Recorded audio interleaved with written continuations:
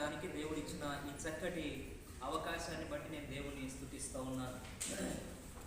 కాబట్టి ఆ మధ్య మధ్యలో చేర్చి కాలిన కొంచెం వెనకాల వాళ్ళు కొంచెం ఇక బిల్ చేస్తే బాగుంటుంది. అది కాకుండా కూడా వస్తున్నారు, కొంచెం నిదానంగా ఉంటుంది కాబట్టి కొంచెం ముందుకు రండి. కొంచెం దేవుడికి మహిమ కలుగును గాక. హల్లెలూయా.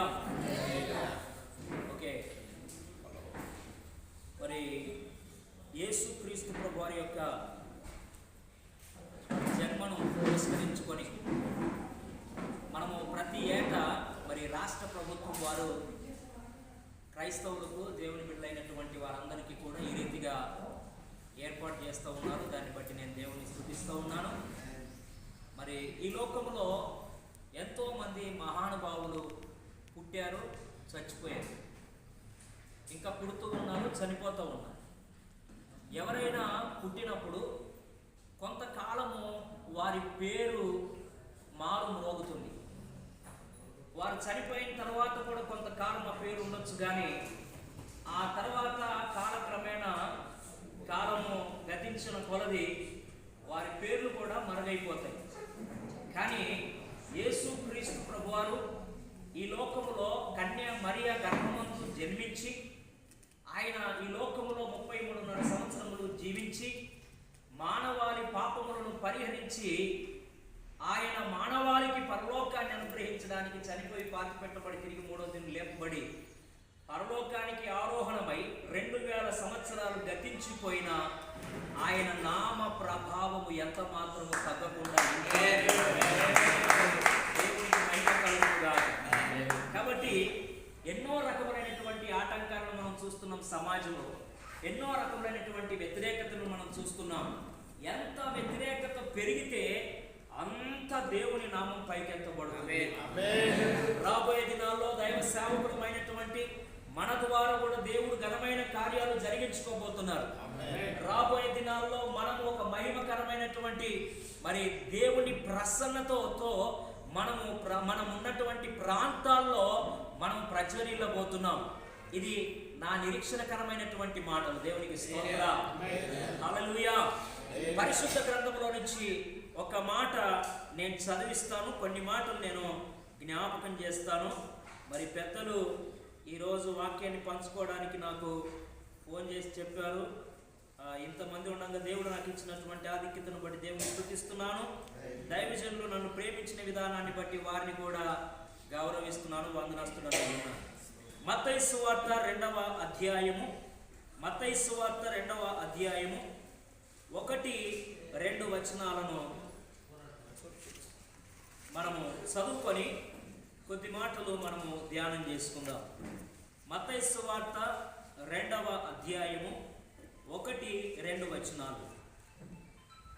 రాజైన హేరోదు దినములందు యూదయ దేశపు బెత్లెహేములో యేసు పుట్టిన పిమ్మట ఇదిగో తూర్పు దేశపు జ్ఞానులు యెరూషలేమునకు వచ్చి, యూదుల రాజుగా పుట్టినవాడు ఎక్కడ ఉన్నాడు? తూర్పు దిక్కున మేము ఆయన నక్షత్రమును చూసి ఆయనను పూజింపవచ్చుమని చెప్పి. దేవునికి స్తోత్రం. హల్లెలూయా. ఈ సందర్భాన్ని మనం చాలా సార్లు చదివిన్నాము, చాలా సంవత్సరాలుగా బోధిస్తూ ఉన్నాం. అయితే ఈరోజు కొద్ది మాటలు దీంట్లోంచి మనము జ్ఞాపకం చేసుకుందాం. రాజైన హేరోదు దినముల యందు యూదయ దేశపు బెత్లెహేములో యేసు పుట్టెను అని ఇక్కడ కనబడుతుంది. బైబిల్లో రాయబడినటువంటి ప్రతి మాట అది చారిత్రక ఆధారమైనటువంటి మాట. దేవునికి స్తోత్రం. యేసు పుట్టుక కూడా చారిత్రక ఆధారమైనటువంటి మాట. చూడండి, యేసు క్రీస్తు ప్రభువారు పుట్టినప్పుడు యూదయ దేశమునకు అధికారిగా ఎవరున్నారు, రాజుగా ఎవరున్నారు అనే మాట ఇక్కడ స్పష్టంగా బైబిల్ గ్రంథంలో మనకు కనబడుతూ ఉంది. ఏ ఆధారము లేకుండా కల్పించినటువంటి కల్పిత కథ కాదు. బైబిల్ గ్రంథము చారిత్రక ఆధారమైనటువంటిది. యేసు క్రీస్తు ప్రభువారు పుట్టలేదు, కల్పిత కథ అని చెబుతున్నటువంటి మిడిమిడి జ్ఞానం కలిగినటువంటి వారిని మనం యూట్యూబ్లలో చూస్తున్నాం. కానీ పరిశీలన చేస్తే చారిత్రక ఆధారాలతో కూడా రాజులు ఎవరున్నారు, మంత్రులు ఎవరున్నారు, ఆ దినాల్లో ఆ ప్రాంతాల్లో ఉన్నటువంటి అధికారులు ఎవరున్నారు, పరిశుద్ధ గ్రంథములో దేవుడు ఇక్కడ వ్యక్తపరిచాడు, రాయించాడు. దేవునికి స్తోత్రం. ఎందుకంటే ఇటువంటి చీడ పురుగులు పుడతారని ఆయనకు బాగా తెలుసు కాబట్టి చారిత్రక ఆధారాలతో జరిగినది ప్రతిదీ కూడా బైబిల్ గ్రంథంలో ముద్రించుటకు పరిశుద్ధాత్మ దేవుడు మరి అవకాశం ఇచ్చాడు. దేవునికి స్తోత్రం. కాబట్టి రాజైన హేరోదు దినముల యందు యూదయా దేశపు బెత్లెహేములో యేసు పుట్టిన పిమ్మట ఇదిగో తూర్పు దేశపు జ్ఞానులు యెరూషలేమునకు వచ్చి, యూదుల రాజుగా పుట్టినవాడు ఎక్కడ ఉన్నాడు? తూర్పు దిక్కున మేము ఆయన నక్షత్రము చూచి ఆయనను పూజింప వచ్చితిమి అని ఎవరితో అడుగుతున్నారంటే రాజైన హేరోదు ఇంటిలోనికి వెళ్ళి సమాచారం సేకరించడానికి ప్రయత్నం చేశారు. దేవుని బిడ్డలారా, దేవుని సేవకులారా, ఈరోజు ఈ క్రిస్మస్ సందర్భంగా పరిశుద్ధాత్మ దేవుడు మనతో మాట్లాడుతున్న మాట ఏంటంటే, మొదట యేసు క్రీస్తు ప్రభు పుట్టాడు అనే సమాచారం తెలుసుకున్నది ఎవరంటే జ్ఞానులు అని రాయబడింది. ఎవరు చెప్పండి? జ్ఞానులు. అజ్ఞానులు కాదు, జ్ఞానులు.